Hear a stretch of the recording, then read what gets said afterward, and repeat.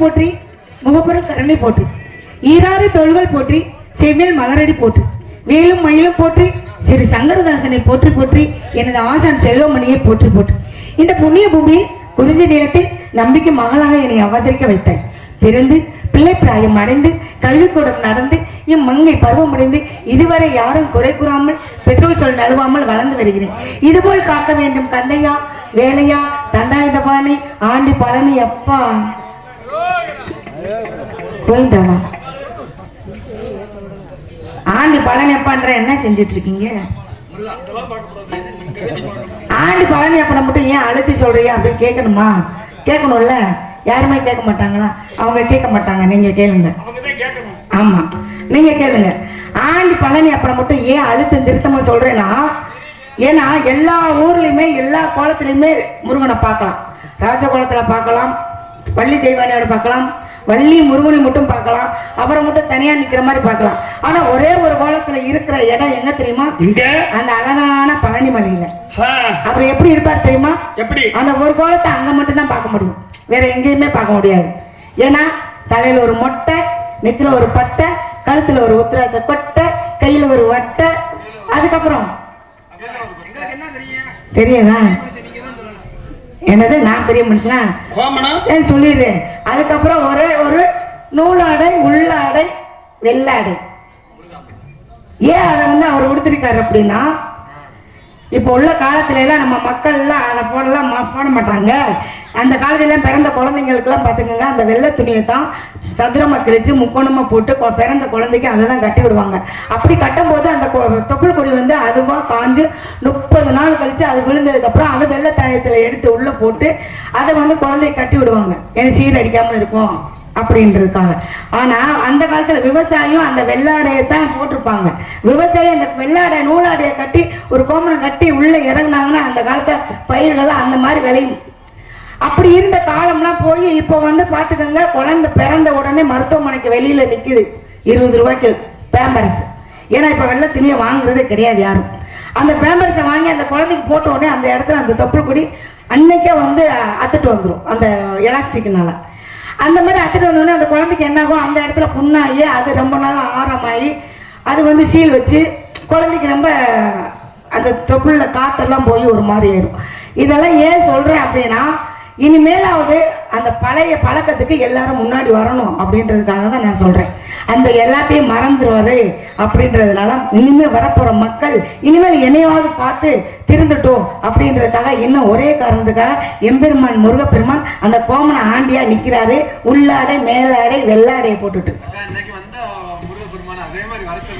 ஐயோ அவரா நான் குழந்தைய இருக்கிற முருகன் சொன்னேன். அங்க இருக்கிற முருகன் அப்படி வருவாரு, இங்க இருக்கிற முருகன் இப்படி வந்தாருன்னா எங்க பொம்பளையால் கூட்டம்லாம் எந்திரிச்சு ஓடிடும்.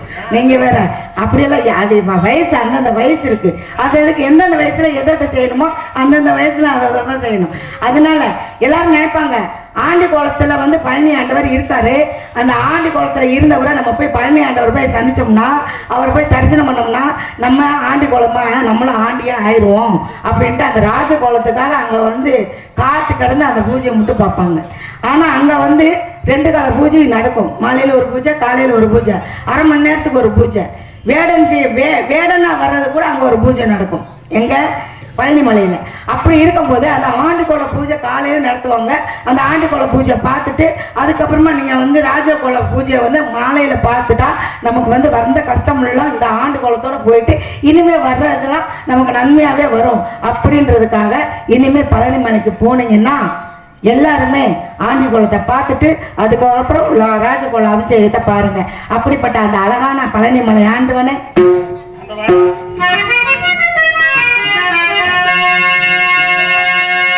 அழகான பழனி மலை ஆண்டவா, அழகான பழனி மலை ஆண்டவா, உன்னை அனுதினமும் பாட வந்தேன். அழகான பழனி மலை ஆண்டவா, உன்னை அனுதினமும் பாட வந்தேன் வேலவா. வள்ளிமணி நாளை பாவடி வேலே, வள்ளிமணி நாளை பாவடி வேலே, வர வேண்டும் தர வேண்டும் பெருமையவே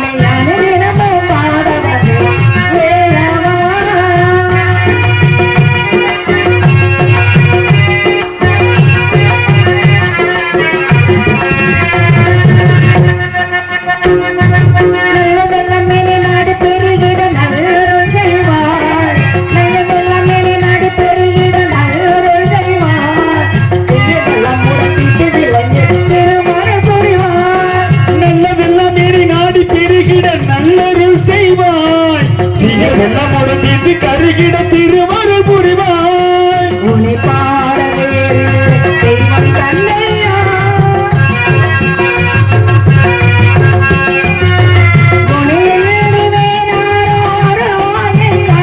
முருகா முருகா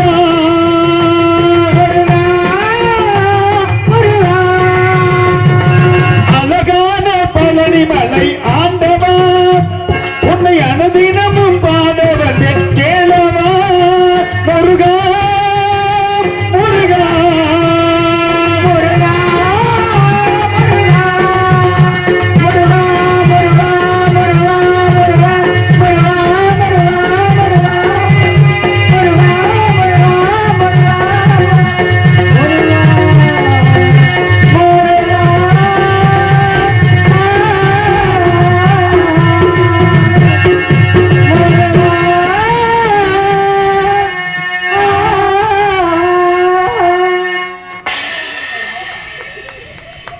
கைதட்டிய ஒத்த உள்ளத்துக்கு மட்டும் நன்றி. இவர் தட்டுறதுதான் எனக்கு கேட்டுச்சு. ஆமா, அதனால அவருக்கு மட்டும் நன்றி. கை தட்டுங்க. கை தட்டினீங்கன்னா எங்களுக்கு உற்சாகம் கிடைக்கும். உங்களுக்கு முகப்பொழிவும் ஆயுளும் அதிகமாகும். ஏன்னா உடம்புல ஒரு அவ்வளவு நரம்பு உள்ளங்கையில தான் சங்கமிக்குதான். எடுத்துக்காட்டுக்கணும்னு சொல்றேன். உங்களுக்கு உடம்பு முடியலன்னு மருத்துவமனைக்கு போனீங்கன்னா மருத்துவமனையில உங்களுக்கு பாக்குறது இந்த நாடி துடுப்பு. இந்த கையில தான் நாடி துடுப்பை பார்ப்பாங்க. அதுக்கப்புறம் ரத்த பரிசோதனை சொல்லிட்டு இந்த கையில இருந்து தான் நரம்புல ரத்தத்தை எடுத்து பரிசோதனை கொடுப்பாங்க. அப்படி எடுத்து கொடுக்கும்போது நமக்கு உடம்புல என்ன வியாதி அப்படின்றத இந்த கையில போற நரம்புலயே எல்லாத்தையும் கண்டுபிடிச்சிருவாங்க. அப்படி இருக்கிறதுனால இதை தெரிஞ்சுக்கிட்டு அந்த காலத்துல கோயில் திருவிழாக்கள்ல கும்மி ஆட்டம், கோலாட்டம், இந்த மாதிரி கையில அடிக்கிறது, கல்யாணம் கட்டினா தாலி கட்டும் போது கையில கை தட்டிக்கிறது, குழந்தைகள் ஆண்டு விழாவில் உற்சாகப்படுத்துறதுக்காக அவங்களுக்காக கை தட்டிக்கிறது, இந்த மாதிரி எல்லாமே அந்த காலத்துல இருந்து கொண்டு வந்தாங்க நடைமுறைக்கு. ஆனா இப்ப அப்படி கிடையாது. அதனால இந்த மாதிரி ஒரு நிகழ்ச்சியை வைக்கும் போதோ இல்ல ஒரு கல்யாணமோ காட்சியோ எந்த இடத்துக்கு போனாலும் கைதட்டி ஆடவரம் பண்ணீங்கன்னா உங்களுக்கு நல்லது, எங்களுக்கு உற்சாகம் கிடைக்கும். இதை ஏன் நான் சொல்றேன் அப்படின்னா, நான் ஒரு பிஎஸ்சி நர்ஸ் வேலை பார்க்குறேன். மதுரையில குவாலிட்டி கேர் அப்படின்ற ஹாஸ்பிட்டல்ல நான் வேலை பார்த்துட்டு இருக்கேன். இதை நான் எனக்கு தெரிஞ்சதை உங்களுக்கு சொல்றேன். அதனால கேட்கறது உங்களுடைய இஷ்டம் தான். சரிங்களா? நன்றி நன்றி நன்றி நன்றி. இங்க பாருங்க, இப்ப நான் ஏன் எதுக்கு இங்க வந்திருக்கேன்? முருகனை மட்டும் முருகா முருகான்னு கூப்பிட்டுட்டே இருக்கேனே, ஆண்டி பழனி எப்பனை மட்டும் அழுத்தி அழுத்தி கூப்பிட்டு இருக்கேனே அப்படின்னு நினைக்கிறீங்கல்ல? அவரும் சின்ன பிள்ளை. எங்க இருக்காரு? பழனியில. நானும் சின்ன பிள்ளை. என்ன நீங்க சின்ன பிள்ளையா? ஆமா ஆமா, கண்ணெல்லாம் திறந்துருச்சு. அவர் ரொம்ப ஓட்டுவாரு. ஆமா, என் பாட்டு இப்ப படிக்க மாட்டேன். இப்ப படிச்சா உடனே ஓடியாந்துருவாரு. அதனால இப்ப படிக்க மாட்டேன். இருந்தாலும் அந்த பழனிமலை ஆண்டவனை பத்தி பாடிட்டேன். எல்லாரும் பாத்துக்கங்க, கல்யாணம் முடிக்கணும்னா மாப்பிள்ளைக்கும் பொண்ணுக்கும் 10 பொருத்தம் பார்ப்பாங்க. ஆனா இனிமே மாப்பிள்ளைக்கும் பொண்ணுக்கும் 10 பொருத்தம் பார்க்க கூடாது. ஆமா, மாமியாளுக்கும் மருமகளுக்கும் 10 பொருத்தத்தை பார்க்கணும். மருமகளுக்கும் 10 பொருத்தத்தை. புது விதமான இதா இருக்கு. ஏன் தெரியுமா? பொண்ணுக்கும் மாப்பிள்ளைக்கும் பொருத்தம் பார்த்துட்டு வீட்டுக்கு வந்த 10 நாள்ல மாமியாளுக்கும் மருமகளுக்கும் சண்டை வந்துடும். மனைவிக்கும் கணவனுக்கும் சண்டை வந்துடும். அப்ப கணவன் என்ன செய்வாரு? அம்மா பக்கமும் பேச மாட்டாமா, பொண்டாட்டி பக்கமும் பேச மாட்டாமா. பொண்டாட்டி இவ்வளவு நாள் வச்சிருந்தால, இப்பதான் நான் கல்யாணம் பண்ணிட்டு வந்தேன், இன்னமும் மகனை இழுத்துக்கிட்டே தெரியுறாளேன்னு அந்த மருமக சத்தம் போடும். இந்த அம்மா என்ன செய்யும்? இத்தனை வருஷம் நான் தூக்கி வளர்த்த பிள்ளைய நேத்து கொத்திட்டு போயிட்டான். பேச கேட்டுக்கிட்டு பொண்டாட்டி தாசன் ஆயிட்டான். பொண்டாட்டி பின்னாடியே தெரியுறான். அப்படின்னு ஒண்ணு இந்த மாப்பிள்ளை என்ன செய்வாரு? அம்மா பக்கமும் பேச முடியாம, அப்பா பக்கம் பொண்டாட்டி பக்கமும் பேச முடியாம, யாரு பக்கமும் பேச முடியாம அப்படியே மனசு நொந்து போய் இருக்கும் போது அங்கிருந்து ஒரு குரல்ல கேட்கும் ஆதரவு கொடுக்கறதுக்கு. எங்க அங்கிட்டு இருந்து இன்னொரு அம்மா. அப்ப இங்கதான் நிம்மதி இல்லாம போச்சே அப்படின்னுட்டு அங்க இன்னொரு அம்மாவை தேடி போவாரு. இவர் போய் அந்த அம்மா கூட ஐக்கியமாகும் போதுதான் இந்த மாமியார் மருமகளும் ஒண்ணு சேருவாங்க. பாத்தியாடி, நம்ம எப்படி எல்லாம் வச்சிருந்தோம், இன்னொருத்தி போய் பிடிச்சிட்டானே அப்படின்னு சொல்லி அப்பதான், ஆமாத்த உங்க மகனை வாங்க 2ல 1 பார்ப்போம் அப்படின்ட்டு மாமியார் மருமகளும் அப்பதான் 2 பேரும் போய் பாவம் எனக்கு நானும் வந்த பிள்ளைய அடிச்சு நொறுக்கிட்டு அப்ப போய் இழுத்துட்டு வருவாங்க. யார? வீட்டுக்காரர். இது உங்க கதை தானே? கரெக்டா சொல்றேன்னா? உங்க கதை கரெக்டா சொல்றேன்னா? எங்களெல்லாம் தொடர்றது காண் இருக்கு. அதனால இது உலகத்துல நீங்க பார்த்தது அவ்வளவுதான். இன்னும் 7 இருக்கு மிச்சம். இன்னும் 7 இருக்கா? ஐயோ, இது இங்க பாருங்க, 2 தாரம் வச்சுக்கிறதெல்லாம் ஒண்ணும் புதுசு இல்லைங்க. அந்த காலத்துல இருந்த எல்லாருமே 2 தாரம் தான். வச்சுக்கிட்டது தப்பு, கட்டிக்கிட்டா கட்டிக்கிறீங்க வேறயா? அப்புறம் இது என்ன நல்லா இருக்கு. எதுக்கு வச்சுக்கிறேன்? அந்த காலத்துல இருந்தே வச்சுக்குவாங்க. நல்ல வெள்ளை துணி எல்லாமே போட்டுக்கிட்டுவாங்க. அந்த காலத்திலேயே புல்லட் வருவாங்க. புல்லட் எல்லாம் இப்பதானே வந்திருக்கு. அந்த காலத்துல புல்லட் ஆம்பளையில மட்டும் இப்படி குறை சொல்றீங்களே, நீங்க எதுக்கு வந்திருக்கீங்க இப்ப? அதாங்க கதைக்கு வரையில. சொல்லுங்க, ஏன் முந்திக்கிட்டே வரீங்க? கணக்கு வரையில நானு.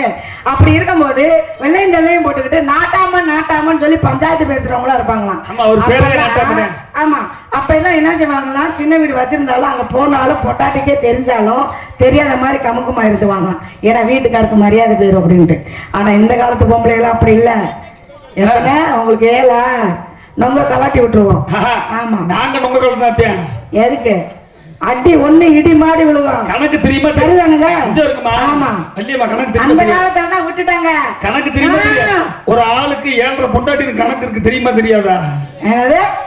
கை தட்டுக்குனே, நம்மள குறைச்சு பேசுது பத்தியா? குறைச்சா பேசுனேன். எவ்வளவு மேல்மையா அந்த காலத்துல இருந்து 2 பொண்டாட்டி வைக்கிறாரு. கடவுளே எல்லாம் 2 பொண்டாட்டி வைக்கும் போது உங்களுக்கு எல்லாம் என்ன வச்சுக்கங்க. ஆனா என்ன திருப்பி மருத்துவமனையில போய் சேராம இருந்தா சரி. கதைக்கு வர்றீங்க இல்ல? நாங்க மட்டும் வச்சுக்கிட்டா வைக்க கூடாதுன்றீங்க. நீங்க மட்டும் அடுத்த புருஷனுக்காக வந்திருக்கீங்க. எப்படி? யாரு புருஷனை வச்சுக்கிட்டா இன்னொரு புருஷனை தேட மாட்டாங்க. புருஷன் இல்லாட்டினா தான் ஆதரவு ஒண்ணு தேடுவாங்க. நீங்க பொண்டாட்டியோட சண்டை போட்டுட்டா இன்னொரு பொண்டாட்டியை தேடுங்க. பொண்டாட்டியை வச்சுக்கிட்டா இன்னொரு பொண்டாட்டியை தேடுங்க. இது நான் வாக்குவாதம் பண்ண வரேன். சண்டை வந்துருவேன் உங்களுக்கு எனக்கும். சரியா?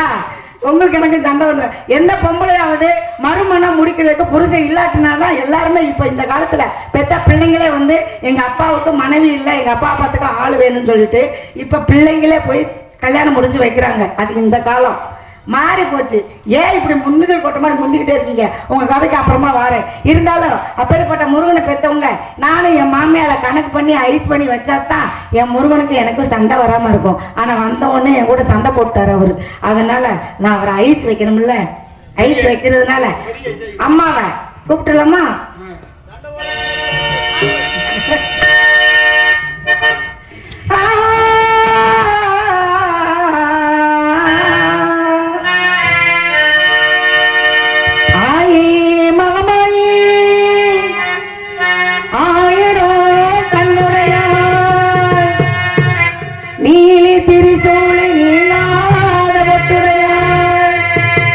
சமயபுரத்தாலே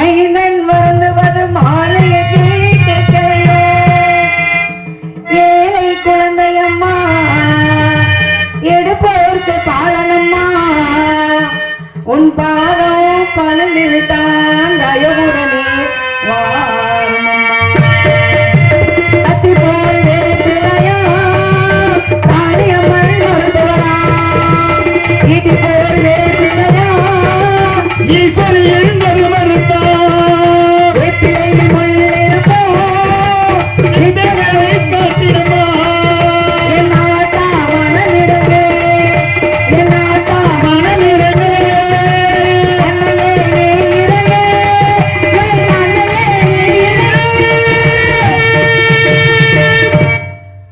ஆயே மகமாயே மனநந்த ஜெகரியே ஆயே உமையானவரே ஆசான மாறிவிட்டே ஆயே மகமாயே மனநந்த ஜெகரியே எங்களாயே உள்ளானவளே ஆசான மர்மத்தே ஆசான மர்மத்தே ஆசான மர்மத்தே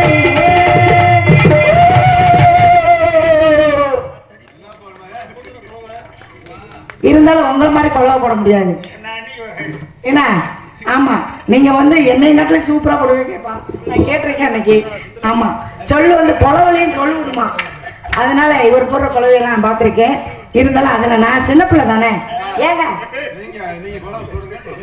நான் போட மாட்டேன் இவர் சொல்லி காட்டிடுவார் நான் போட மாட்டேன் பெண் தெய்வத்தை கும்பிடணும்னா ஒவ்வொரு சாமியவும் ஒவ்வொரு மாதிரி கும்பிடணும் விநாயகர் கோயிலுக்கு போனா அப்படிதான் கும்பிடணும் அத நீ போடுத குழவை போடு எப்படி மருதக்காரர் அதை காட்டி குழவை பயங்கரமா போடுவாரு போலாமா தாய்மார்களே நீங்களும் கொலவை போடுங்களா அம்மன் கோயிலுக்கு போனோம்னா கொலவை போட்டு கும்பிட்டாதான் எந்த வழியாவது யாரோ ஒரு உருவத்திலாவது அம்மனே இறங்கி வந்து காட்சி தருவாளாம் அதனால இப்ப பாடின பாட்டுட்டு கொலவை போடுறீங்க நீங்க தாய் குழந்தைல போடுறீங்க கொலவை போடுறீங்க நீங்க சரியா போடல போட சொல்லுங்க ஆமா போட்டுருங்க ஆயி மகமாயி மணி மந்திர சேகரியே எங்களாயே உள்ளானாலே ஆசான மருமத்தே ஆசான மருமத்தே